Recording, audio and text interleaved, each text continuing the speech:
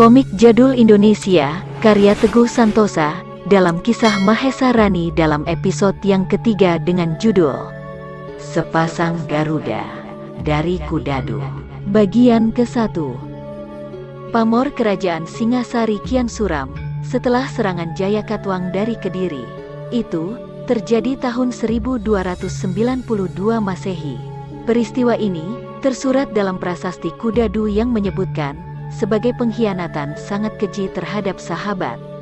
Usaha-usaha Jayakatwang untuk menutupi pengkhianatan itu ialah dengan membunuh saksi-saksi mata yang menyaksikan pembantaian Kertanegara di Sanggar Pamujan. Namun, yang menjadi ganjelan hati Jayakatwang cuma satu. Mahesa Rani, sebagai satu-satunya saksi mata yang berhasil meloloskan diri dari kancah peristiwa itu. Kini, Mahesa Rani tercantum dalam daftar hitam sebagai buronan yang harus dibunuh. Sebarkan berita bahwa Kertanegara tidak mati, tapi dia kita tawan untuk diasingkan ke suatu tempat. Mahesa Rani yang berhasil melarikan diri, ternyata bersembunyi di dalam hutan. Berhari-hari, ia menyembuhkan luka di pundaknya dengan ramuan obat-obatan alam yang banyak terdapat di sana. Untuk beberapa saat lamanya, ia tak bisa leluasa bergerak. Seorang diri dalam hutan dengan luka separah itu, benar-benar penderitaan yang berat baginya. Namun, ketabahan jugalah yang banyak membantu penyembuhan itu. Mulai agak sehat, maka sifat aventurirnya kumat lagi. Ia mulai ngelayap, mencari sisik melik tentang perkembangan kerajaan Singasari, yang diobrak-abrik Jayakatwang. Jadi keluarga istana berhasil meloloskan diri?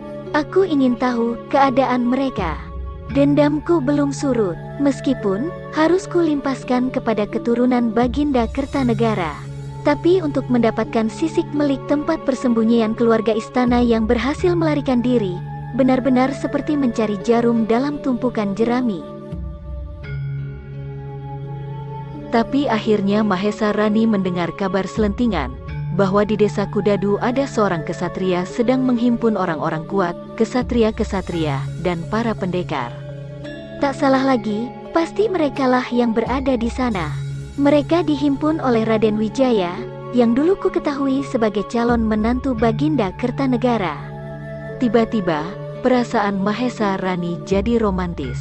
Ia ingat nama Raden Wijaya sewaktu satria itu turba, menyaksikan penduduk yang dilanda musibah banjir Kalibrantas. Hasrat Mahesa Rani untuk pergi ke desa Kudadu tak terkendali lagi. Perjalanan yang memakan waktu sehari suntuk, akhirnya berhasil dicapai sampai di tempat. Sementara itu di tempat persembunyian, Raden Wijaya tampak sedang dikerumuni pembantu-pembantu kepercayaannya, antara lain Sora, Nambi, dan Ranggalawe. Sebenarnya, tujuan pelarian itu adalah ke Madura, ke tempat Arya Wiraraja, Adipati Sumenep. Namun, untuk menghindari pengejaran Laskar Jayakatwang yang masih penasaran, akhirnya, desa Kudadu dipakai tempat sebagai basis pertahanan, seandainya terpaksa harus bertempur lagi dengan Laskar Kediri. Nambi, putra Arya Wiraraja, mengajukan usul. Kita secepatnya harus ke Madura, Raden. Pasti ayah hamba menerima baik kedatangan kita. Jangan dulu, aku perlu menghimpun kekuatan yang sempurna. Orang-orang kita tidak banyak. Tapi kalau itu terdiri dari orang-orang pilihan, akan sangatlah mudah untuk mengatur siasat selanjutnya. Tengah mereka berunding, terdengarlah suara ribut-ribut di luar. Ada apa itu? Apakah Laskar Kediri menyerang kita? Buru-buru mereka menghambur keluar. Lihat, Di sana mereka melihat seorang pendekar wanita sedang dikerubut oleh pengikut-pengikut Raden Wijaya. minggir, itu Gusti Wijaya datang. Anehnya, Raden Wijaya tidak memerintahkan melerai perkelahian itu. Bukan karena apa, tapi disebabkan oleh rasa kekaguman melihat sepak terjang pendekar wanita yang seperti banteng ketaton itu. Si pendekar wanita melancarkan pukulan-pukulan dengan tangan kosong, sehingga tidak mengakibatkan kekalahan yang fatal. Si pendekar wanita, tak lain adalah Mahesa Rani. Hentikan! Seruan itu, terdengar berwibawa sekali. Segala gerakan jadi terhenti, Raden Wijaya menghampiri mereka. Seorang prajurit cepat-cepat memberi laporan. Dia tiba-tiba saja berada di pelataran dekat perkemahan Paduka. Kami coba menghardiknya keluar, tapi dia bandel, kami khawatir dia mata-mata Kediri. Saya bukan mata-mata Kediri, saya adalah Kawula Singasari juga. Kawula Singasari, kau seorang pendekar, mengapa aku tak pernah melihatmu sewaktu di Singasari? Apabila Raden ragu-ragu terhadapku, saya bisa memberi kesaksian demi Sang Hyang Jagat Betara Agung, bahwa Baginda Kertanegara telah dibunuh secara kejam di Sanggar Pamujan. Hah, jadi Baginda Kertanegara tidak ditawan seperti berita yang kudengar. Baginda tewas di Sanggar Pamujan. Segenap yang hadir, menundukkan kepala dibebani rasa duka. Keempat putri Kertanegara meledakkan tangis. Aku mendengar bahwa ada seorang pendekar Singasari yang jadi buronan. Begitu santernya berita itu, hingga berita pelarianku terasa tenggelam karenanya. Pastilah, orang yang dimaksud Jaya Katuang adalah dirimu.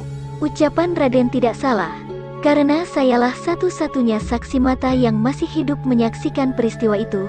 Kini apakah Raden mempercayai kehadiranku di tempat ini? Dan peristiwa selanjutnya tidak sulit untuk ditebak. Mahesa Rani diangkat oleh Raden Wijaya sebagai salah seorang pembantu kepercayaannya, sejajar dengan Nambi, Sora, dan Ranggalawe. Sama-sama pembantu kepercayaan, rupanya Mahesa Rani punya kelebihan dibanding dengan lainnya. Mahesa Rani seorang pendekar wanita yang tangguh, tapi di samping itu, justru kewanitaannya lah yang agaknya Raden Wijaya tak segan untuk mengangkatnya sebagai adik. Pintu mulai terbuka bagi Mahesa Rani. Hasratnya untuk membalas dendam kepada keturunan Kertanegara semakin menggelegak. Tapi, mengapa aku harus membunuh keempat putri Baginda Kertanegara? Tidak, hal itu tak akan kulakukan. Masih ada jalan lain untuk mengadakan pembalasan dendam. Cara yang halus, cara yang akan menyakitkan sampai ke tulang sumsum, cara yang menggemaskan, berbaur kebencian yang nyelekit di relung dada. Ya, bencilah aku Dyah Sri Tribuaneswari. Aku tahu, kau adalah putri sulung Kertanegara yang sedang jatuh hati kepada Raden Wijaya. Aku akan membuatmu cemburu setengah mati, aku akan membuatmu merana sampai terbawa mimpi. Dan malam itu Dyah Sri Tribuaneswari bermimpi tentang kain kembennya yang hanyut di sungai yang keruh. Dalam waktu singkat peranan Mahesa Rani di desa Kudadu cepat mendapat simpati dari orang-orang di sana. Dia terampil mengajari seni bela diri terhadap sisa-sisa Laskar Singasari. Bahkan, wanita-wanita yang dulunya cuma sibuk di dapur, kini tidak segan-segan lagi mempelajari seni bela diri. Mereka tidak kikuk karena yang mengajar adalah Mahesa Rani. Kalau menggenggam jangan seperti pegang ulek-ulek, harus begini. Nah, begitu jangan tegang, lemas saja. Dan mulut-mulut usil pun melintas. Sekarang, aku harus berpikir dua kali untuk menggoda si Bawon. Demi arwah Baginda Kertanegara, jauhilah sifat isengmu itu. Aduh, Rani, ini bagaimana? Awas Nyi Kluwek, jangan dibanting terlalu keras. Nggak apa-apa, beras kencur masih banyak. Dikala waktu senggang. Aku telah puas dengan kemajuan laskar kita yang kau gembleng itu Rani. Kau tahu, aku anak tunggal, aku bangga bisa punya adik seperti engkau. Tapi, sampai saat ini, kau belum menerangkan tentang asal-usulmu. Lama Mahesa Rani berdiam diri. Ditatapnya langit kelabu, sekelabu perasaannya apabila ada orang yang mengusik asal-usulnya. Dia akan berkata jujur, tapi apakah hal itu menguntungkan? Bagaimana kalau Raden Wijaya tahu bahwa dirinya adalah anak Mahesa Rangkah yang tewas karena dihukum mati oleh Kertanegara? Karena Mahesa Rani enggan memberi jawaban, maka Raden Wijaya ingin bersikap lebih lunak. Dirangkulnya Mahesa Rani dan diajak berjalan-jalan sepanjang sungai kecil yang bening itu. Tentunya, masa lampaumu sangat menyedihkan. Terus teranglah, aku ingin banyak tahu tentang dirimu. Dan di saat itu, tanpa diduga muncullah Dyah Sri Tribuaneswari, diiringi dua orang dayang, sehabis mandi di sungai. Warna wajah Dyah Sri Tribuaneswari bagai udang direbus, karena memergoki Raden Wijaya dan Mahesa Rani yang tengah berjalan dengan santai sepanjang sungai. Situasi yang tak terduga, tapi justru inilah yang dipakai Mahesa Rani membuat kejutan di hadapan Putri Sulung Kertanegara. Mahesa Rani memperlihatkan sikap manja dan romantis, melingkarkan tangannya ke pinggang Raden Wijaya. Naluri kewanitaannya mendorong Dyah Sri Tribuaneswari untuk cepat-cepat berlalu dari tempat itu, sementara Raden Wijaya sendiri tidak sempat menyapanya. Tapi setelah Dyah Sri Tribuaneswari lenyap di kelok jalan, barulah Raden Wijaya menyadari situasinya. Ada sesuatu yang salah, Raden. Tidak Rani. Mari kita kembali menengok orang-orang yang sedang berlatih.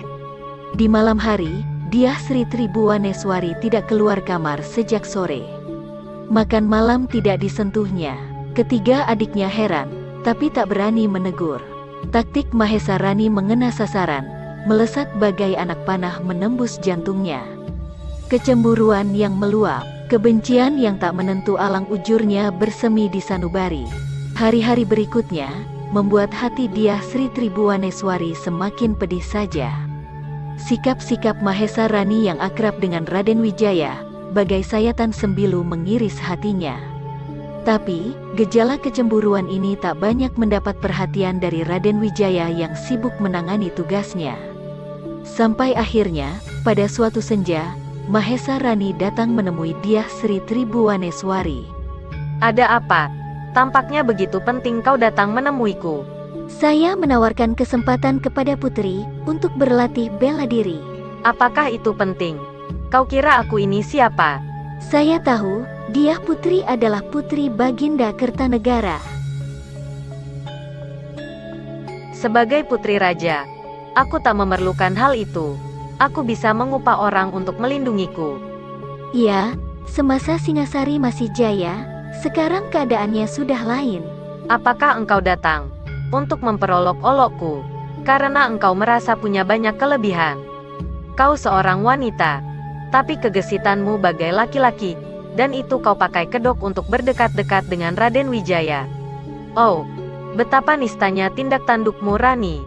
Banyak orang yang telah mempergunjingkanmu, dan barulah kemarin aku tahu siapa dirimu sebenarnya. Kau anak Mahesa Rangkah yang telah tewas karena dihukum mati oleh ayahku. Kau seorang anak dari pejabat yang menyeleweng. Kini, kau akan merenggut Raden Wijaya dari sisiku. Katakan, apakah ini cara balas dendammu? Mahesa Rani mengatupkan gerahamnya, tak diduga Dyah Sri Tribuaneswari tahu perihal dirinya. Balaslah kematian ayahmu, Rani. Bunuhlah aku dengan cara yang ksatria, tapi tidak dengan kecemburuanku yang kau timbulkan. Ada sesungging senyum kemenangan di sudut bibir Mahesa Rani. Tapi, melihat tangis Dyah Sri Tribuaneswari yang dicoba untuk ditahan, hatinya jadi iba. Wejangan begawan loh raga mengiang di telinganya. Kemudian, ia memenggal pertemuan itu menembus kegelapan malam.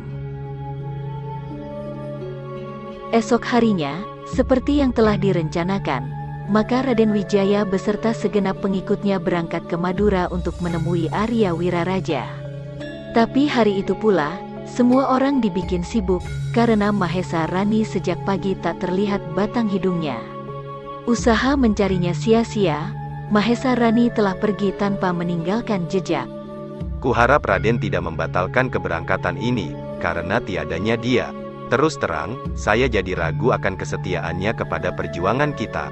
Ranggalawe, apa alasanmu menuduh begitu, hanya karena dia pergi tanpa pamit? Tak bisa diragukan lagi, Mahesa Rani adalah anak Mahesa Rangkah yang telah tewas karena dihukum mati oleh Baginda Kertanegara. Raden Wijaya termenung beberapa saat, benaknya diorbiti pikiran-pikiran tentang Mahesa Rani. Mudah-mudahan, kepergiannya bukan karena kita telah tahu siapa dia, tapi sebaiknya, Raden tidak membatalkan keberangkatan ini. Iya, kita terus berangkat ke Madura. Tentang Mahesa Rani, janganlah berpikir yang bukan-bukan. Sampai detik ini, dia telah banyak membantu kepada kita. Lalu, mereka pun berangkat ke Madura.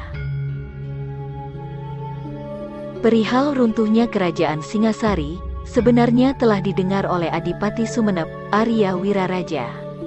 Dan kedatangan Raden Wijaya di sana disambut dengan tangan terbuka. Banyak hal-hal yang diperbincangkan dalam pertemuan itu. Antara lain, atas nasihat Arya Wiraraja, Raden Wijaya dinasehatkan agar mau menyerahkan diri dan menghamba kepada Jayakatwang. Pasrah bongkoan, alangkah hinanya menyerahkan diri seperti itu. Jangan keras kepala Raden, saya tahu siapa Jayakatwang. Sanjung dan puji akan melumerkan perangainya. Jangan haus akan pujian sifat satria, tapi tidak berarti kita harus berbuat licik. Kancil bisa mengalahkan harimau karena akal, dan tidak oleh otot. Dan, inilah yang harus ditempuh oleh Raden Wijaya. Apabila pasrah bongkoan ini telah diterima baik oleh Jayakatwang, maka Raden Wijaya harus mengajukan permohonan untuk membuka hutan tarik. Kenyataannya, semua rencana itu berjalan dengan lancar berkat surat yang dikirim Arya Wiraraja kepada Jayakatwang. Jadi, semua ini atas prakarsa Arya Wiraraja. Bukan main, dia benar-benar sahabat yang akan membantu perluasan daerah kekuasaanku. Baik, kau akan mendapatkan semua itu, babatlah hutan tarik.